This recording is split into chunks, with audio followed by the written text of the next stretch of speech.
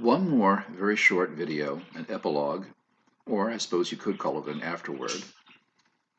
I like epilogue because of its Greek origin, epi and logos, but the words that come after. Okay. Um, a few ideas that I just wanted to leave you with as you continue to ponder the questions we've raised during this semester. Okay, and some recommendations if you're interested in digging further. Uh, First of all, I wanted to talk about, I have a little study guide that corresponds to this epilogue, so uh, don't worry about trying to quickly write down the names of individuals or books. It'll be in that study guide. Um, The Veil of Ignorance. John Rawls, we've mentioned him before, particularly about distributive justice. An important contribution he made is the notion of the veil of ignorance. It's a test of fairness. If I believe that some rule or some standard or some kind of conduct is fair, I should make that judgment irrespective of where I am likely to be in the scheme of things. Okay, in other words, if I want to argue that slavery can be justified, I should be making that argument independently of whether I would be more likely to be a master or a slave. Okay, otherwise, all I'm doing is arguing for special privilege. Okay? Arguing for special privilege is not the same as making a moral argument. Okay, if I argue that that it's okay to stratify races within a culture, I have to be willing to make that argument irrespective of whether my race would be in the upper strata or whether my race would be relegated to minority status, particularly if minorities are not treated well. Someone quipped, I thought this was amusing and worth pondering, that she was amused that some white people, are very concerned that by the end of the century, white people will be outnumbered by non-white people in the United States. Whites will no longer be the majority. And she jested, I don't know why they'd be so concerned. I mean, didn't the white majority treat minorities well? Well, there you go. Fairness means that irrespective of where you would fall out in the scheme of things you are proposing, you have to be willing to commend that. Okay, if I think capital punishment is justified, then I must be willing to allow for that, even if the person who is going to be executed is me or a loved one. Okay, if on the other hand I wanted to do special pleading for someone who is near and dear to me, whether myself or someone else, then I must remember that the person being executed may in any instance be near and dear to someone, or even if not, still, what's the morally pertinent consideration? It shouldn't be special pleading. Okay, veil of ignorance is a good principle to use to enter into discussions. Would I argue that this kind of social arrangement, these kinds of laws, these kinds of standards are fair and just and promote the best outcome, most desirable outcome, if indeed I was not in my present position, but in some other position? Okay. So, taking that into 3 points that Sturba talks about in chapters 7, 8, and 9 of his book, and we didn't go at length into them because there's only so much time in a semester, particularly that this semester's been a bit disrupted. Feminism, multiculturalism, and environmentalism. The feminist perspective says essentially that we have failed, and we can cast it this way, failed as a society to invoke something like the veil of ignorance, that is a meticulous concern for fairness, a willingness to admit and correct undue and inappropriate privilege, and that this is particularly applies to gender roles, gender inequality.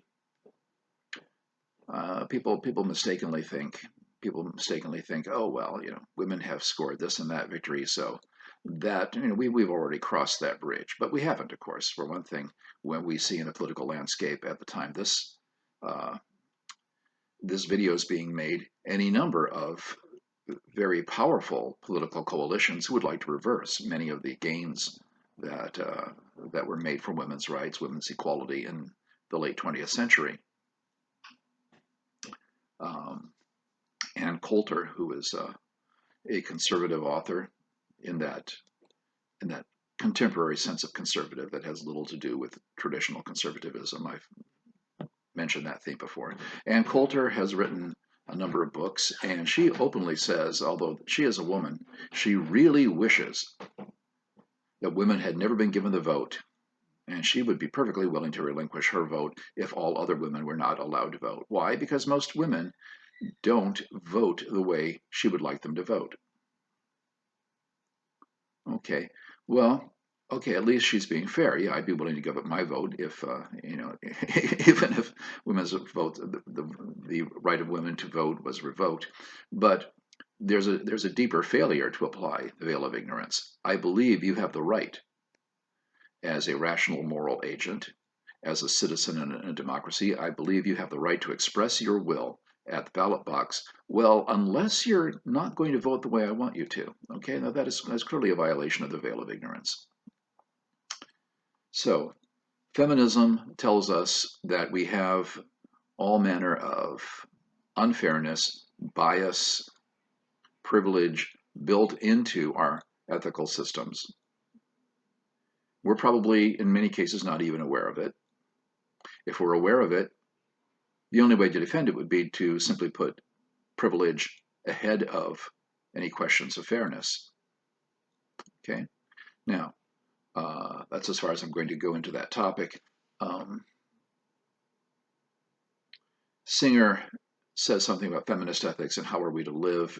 He attributes particularly some views to an author named Nell Nodding. I have read a number of her works. I have never been able to find a clear example of her expressing the opinion that Singer attributes to her, so I don't know if he's being accurate there or not. The idea is equality. Okay? If we're not aware of the biases built into a patriarchal society, then in fact we may be discriminating without even realizing it. We may have biases, we may be being unfair in ways we're not even aware of. Or if we're aware of them, we may be willing to simply dismiss those biases by way of appeals to tradition or social norms that have not been held up to sufficient scrutiny. And very often that just amounts to a sense of entitlement. Multiculturalism. I spoke before about the German philosopher Nietzsche saying that cultural incest, like biological incest, leads to idiots, and for similar reasons. The reason being that if you are cross-pollinating with different cultures, then they are likely to have perspectives and experiences and insights to supplement your own point of view. Things you might not have come up with on your own if you were only feeding upon your own tradition. Right? The weaknesses in your own tradition, if they are not cross-pollinated with other traditions, may simply get worse and worse and worse and worse and worse, more and more serious. Okay? I had a theology professor when I was an undergraduate who once said that he didn't think it was possible for a contemporary American to embrace, say, a religion that started in India, for instance. He didn't think any contemporary American could actually be a Buddhist or a Hindu, because those traditions came out of a very different cultural situation than our own. I pointed out to him that he considered himself a Christian, but there's no way he could argue that he was a first-century Palestinian. All right? In fact, a first-century Jewish Palestinian. Well, the point is that Christianity has cross-pollinated, has modified itself, has incorporated ideas from other traditions, has grown and evolved, as has every world religion, as has every important philosophical view. So, yeah, multiculturalism means, one, we're going to be more fair to those who are different from ourselves. And this is not cultural relativism. It's not, cultural relativism would say, look, we do what we do, you do what you do, we have nothing to say to each other. In fact, I think someone from another culture may have a great deal to say to us and vice versa. There was a photo from an African nation uh, of a small child, a toddler, who was sick, hungry, starving to death. He was being given water by a Danish aid worker, a young blonde tattooed woman who looked like she could have stepped out of any major European or American city, giving him water. The story was that because this young fellow's father had died soon after he was born, people had decided that he must in fact be cursed. He must be some kind of witch, in a pejorative sense of that term, who had somehow supernaturally brought about the death of his father. So they cast him out of the house to basically to starve and sicken and die in the streets. She saw him, felt empathy, felt the concern, and believed she had the ability to help. So she was helping him. A few years later, I saw a picture of the same woman with that young man. She had actually, that young boy who was now an older child. Okay, she had actually adopted him and taken him back to Denmark, and now he was beaming. He was healthy. He was having a great life. Loved his new mother. Now, if you want to tell me that indigenous beliefs are always better than Western beliefs, then actually you're just romanticizing people. Where every culture is both, is the woodcutter. It's capable of both tremendous evil, tremendous harm, if you will, and tremendous good. Having the perspective of another culture helps us to sort out what's worthwhile in our own, what should be nurtured and developed, and what should not. And to consider that from a perspective that would not be available to us if we were simply locked by cultural blinders into one way of seeing things. Okay, dialogue is possible. As Madge Midley says in her famous essay on critiquing moral relativism, the name of the essay is On Trying Out One's New Sword. She ends up by saying, I think very wisely, there is only one world. We all live in it. And essentially her message is, and we need to figure out how to do that as benevolently and successfully as possible, which means we have to be able to talk to each other. We have to find shared values. Okay. People sometimes talk about tolerance, and that actually, in many spheres in our culture, tolerance is no longer as popular a term as cultural diversity. Instead of teach tolerance, people are likely now to say celebrate diversity. Well, if you don't know diverse perspectives, diverse traditions, diverse ideas, you can't very well celebrate them, can you? Okay. Tolerance, I mean, you can appreciate the intentions behind saying teach tolerance. But a student of mine many years ago who was a self-identified lesbian said, I hate having people tell me that they are tolerant of my lifestyle. She said, what the hell business is it of theirs? What do you mean tolerant? That makes it sound like you're putting up with something. I'm not doing anything to them. It's none of their business. I don't need to be tolerated. I need to be left alone. I need to be able to live my life. In other words, what what many of the modern philosophers we've looked at would call autonomy. I need autonomy. I need self-actualization, to use Kantian terms, and I need no one to arbitrarily interfere with that, to use another Kantian consideration. Okay. And environmentalism. Environmental ethics is a field in and of itself. Basically, we talked a little bit when we talked about the expanding circle of the notion that we are all interconnected. We are interconnected physically, biologically, environmentally. Anyone who doubts that only has to look at the current pandemic. Okay, this is April of 2020 that I'm making this, and of course we're in the teeth of a global, of a pandemic. Okay? People who thought you were living their lives in isolation now are going to have to rethink that. People who think that what they do is just a personal choice and doesn't affect anybody else are going to have to rethink that.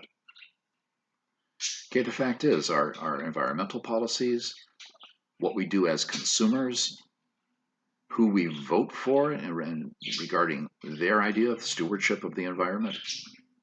Is it stewardship, or is it just maximum exploitation and profit? And Singer talks about that, of course.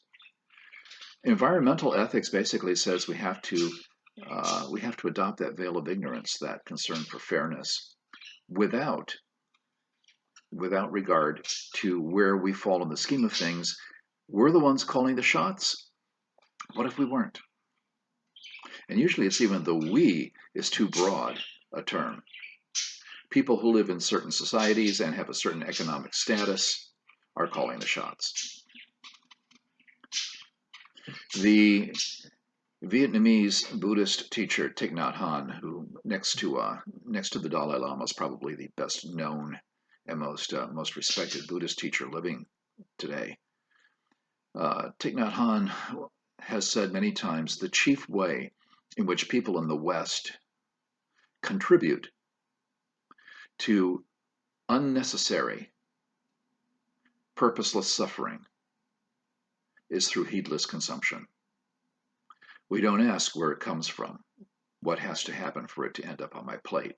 We don't ask where the waste is going to go. We don't ask the proper questions. We just, I want it, I'm entitled to it. That's the consumer mentality. If I want it, I'm entitled to it.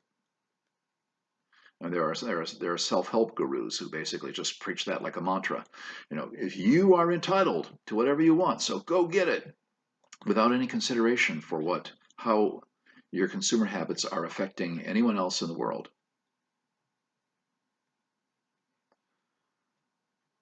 Okay, so I know that animal welfare spokespeople are fond of very often saying, most people, not everyone, but most people, if they had to look the animal in the eye while it was being slaughtered, would stop consuming the animal products if they have other options. On the other hand, can you extend that to, I wouldn't buy these sneakers if I had to look the 5-year-old Asian girl working as a slave in a sweatshop, if I had to look her in the eye when I was buying them? If we can in fact continue to consume just because our appetites are steering, not reason, but appetite is steering, that is the kind of loss of empathy that Singer finds very chilling in his book, and that says that essentially that's putting us on the road to self-destruction. Or as I often like to say after reading headlines these days, go lemmings. Of course, lemmings don't actually do that. They don't actually commit mass suicide. That was an urban legend. Little sideline here. Disney, when they made their nature movie that made that myth about lemmings stampeding into the ocean and committing mass suicide, they found that when their camera crew was there, they found that on location, they found that lemmings don't actually do that. So in order to make the film, they actually stampeded and drove the lemmings ahead of them over the cliff. Some people some of the crew were standing behind the cameras, throwing lemmings through the air so that you see the lemmings hurtling through the air as if they're desperate to do the death leap, all human manufactured, for the sake of our entertainment. Kant did not think that animals, non-human animals, are morally significant. But even Kant, saying that, says, but if you can be cruel to an animal, you're inculcating in yourself vices that are going to stain and poison your relationships with human beings. Bentham, of course, would go further than that, as would Singer, and say, you know what, these actually are morally significant beings because they are quite capable of suffering. It matters to them what you do to them. Using the veil of ignorance. This has been the stuff of many science fiction stories, some of them better than others. What if we encountered a much more advanced race, and they decided, well, human beings are kind of stupid and smelly and ridiculous, but you know what? They might make good slaves for some of our menial tasks. Let's just enslave the human race. And we said, you can't enslave us. We're human. They said, yeah, we know you're human. So what? Look, you do the same thing with species that you consider to be inferior to you, and you're not as evolved as we are. Yeah, but cows, they can't reason. Well, yeah, but you can't rock. Can't what? Rock. See, you don't even know what it is. We can do it. You can't do it. We're superior to you. So you are morally of no significance. We can enslave you. We can work you to death. We can beat you. We can kill you in painful ways for our amusement. And we can eat you. And actually, you're tastier than you might imagine. Cannibals report that human beings actually taste kind of like pork, but taste like very good pork. In fact, in the South Seas, human flesh is sometimes referred to as long pork or long pig. Another little literary aside here.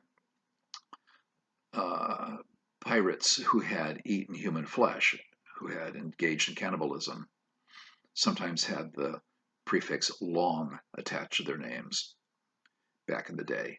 Okay, the famous pirate from Treasure Island, Long John Silver. The long refers to his having, identifying him as having eaten human flesh.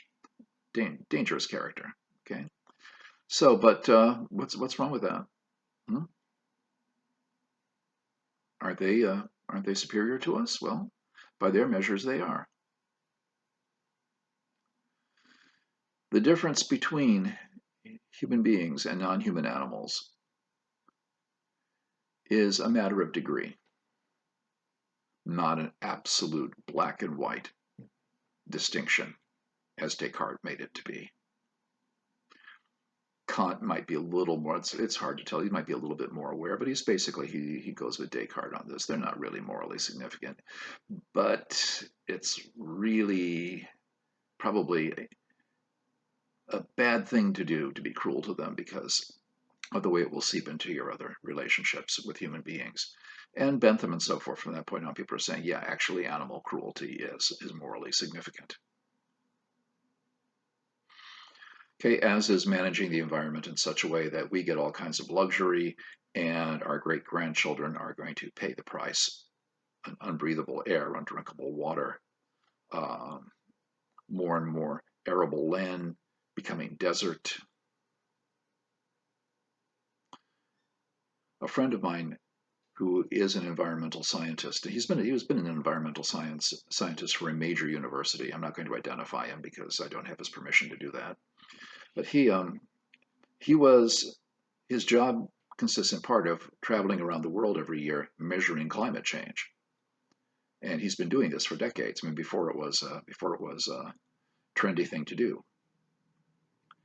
I asked him once about a decade ago. I said, we were at dinner, and I said, so, speaking purely as a scientist,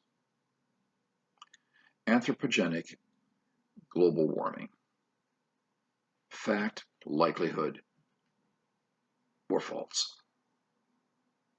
And he just laughed and shook his head and he said, there is no serious scientific dispute that it is fact. Yeah, there are natural cycles, and what's happening now is way beyond any natural cycle. It's like finding an 80-year-old man with a bullet hole in his head and saying, "Oh, there's no reason to think he was shot," because 80-year-olds can die of any number of things. No, no, no, no. You're ignoring the pertinent and urgent evidence. He said, "Yeah, yeah."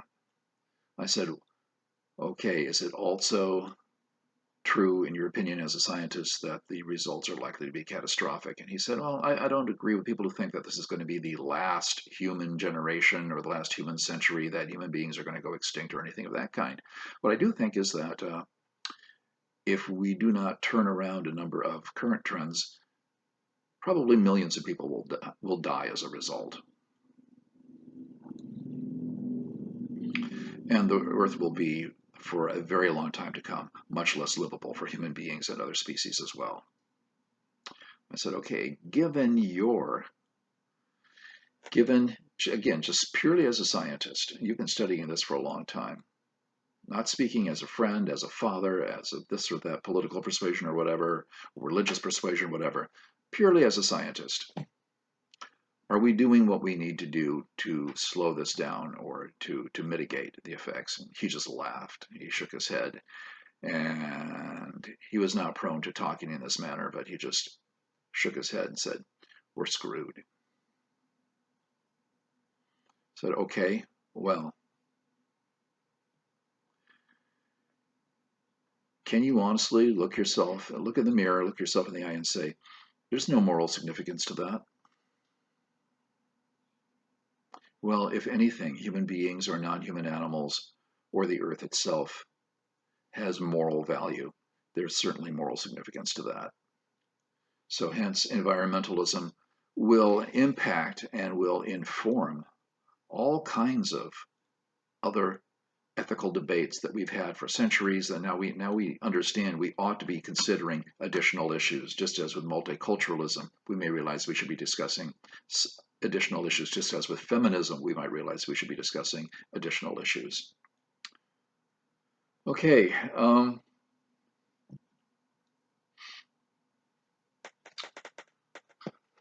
want to tell you about a book.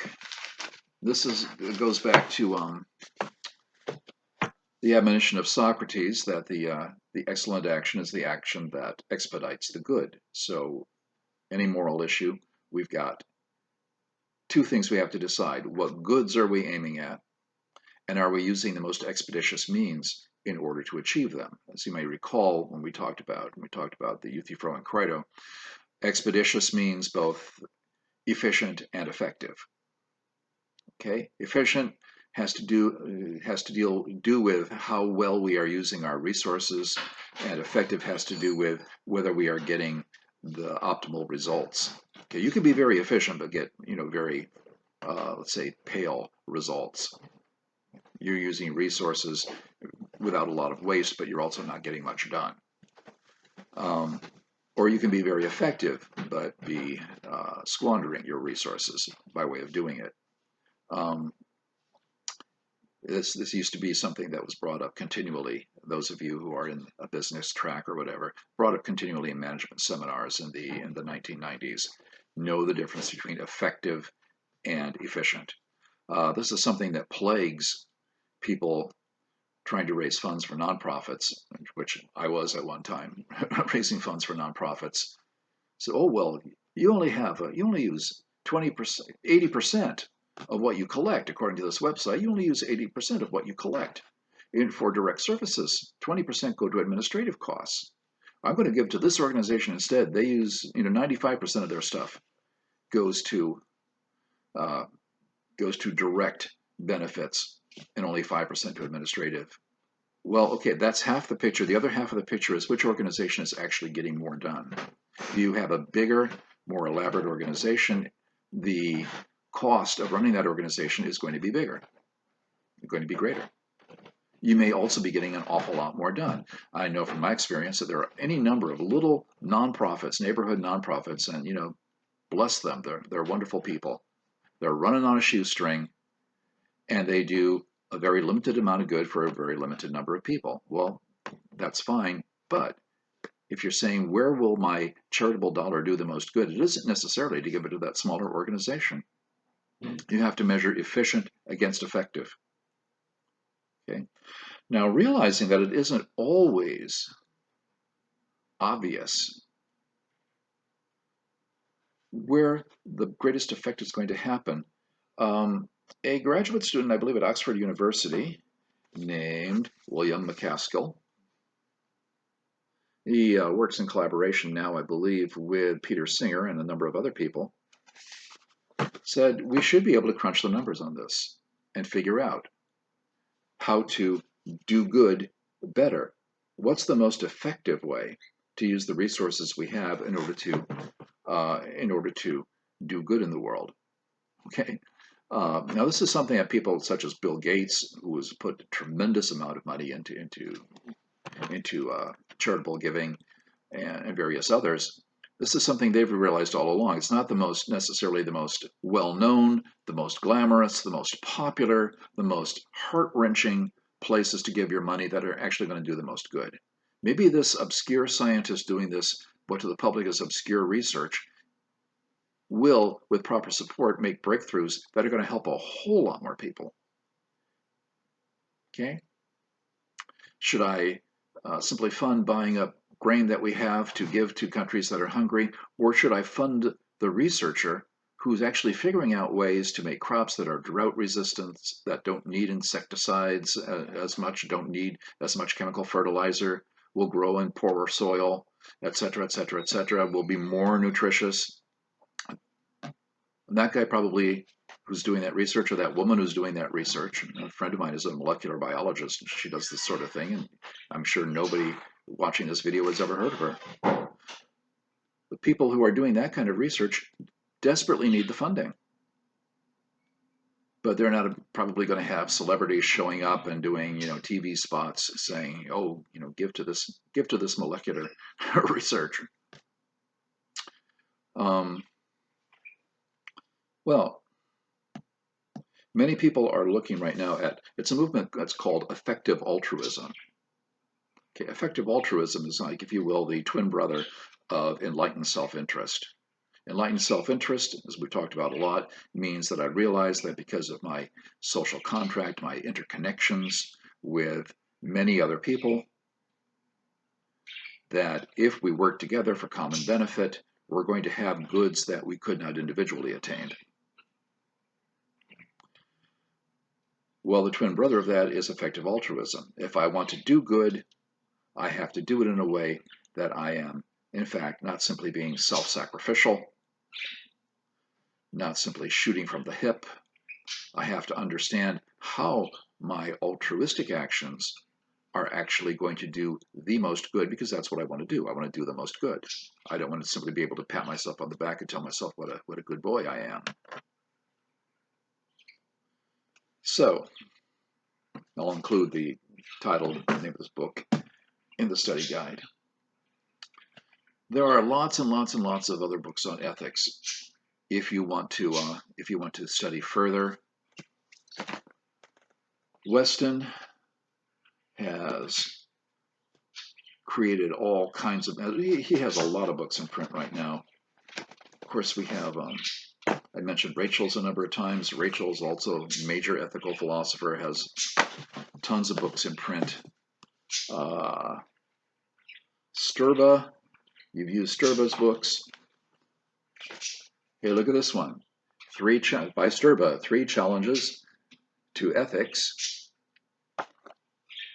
Environmentalism, Feminism, and Multiculturalism. Just like the chapter of the book that you have, but broken out into a book-length treatment.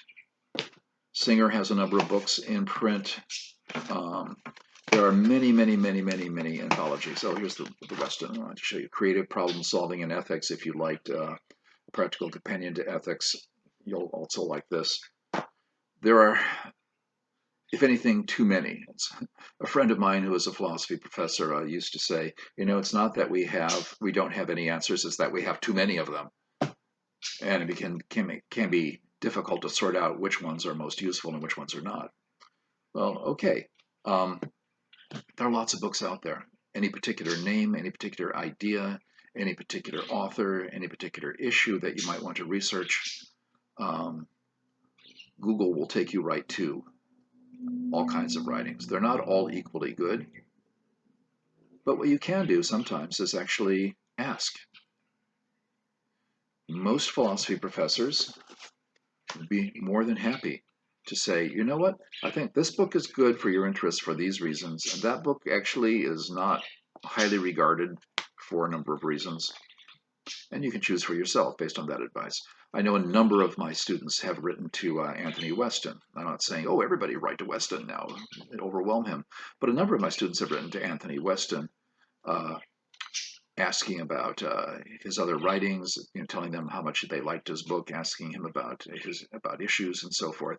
And he generally has replied, and he's been very cordial and helpful in his replies. I would expect Peter Singer, if he has the time to do it, would also do the same.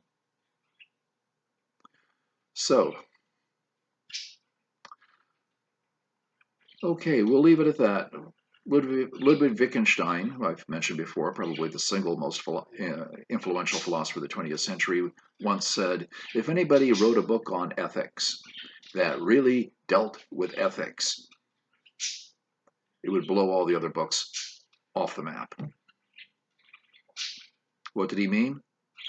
Well, I've tried to emphasize in this course making real-world ethical decisions. What strategies can do that?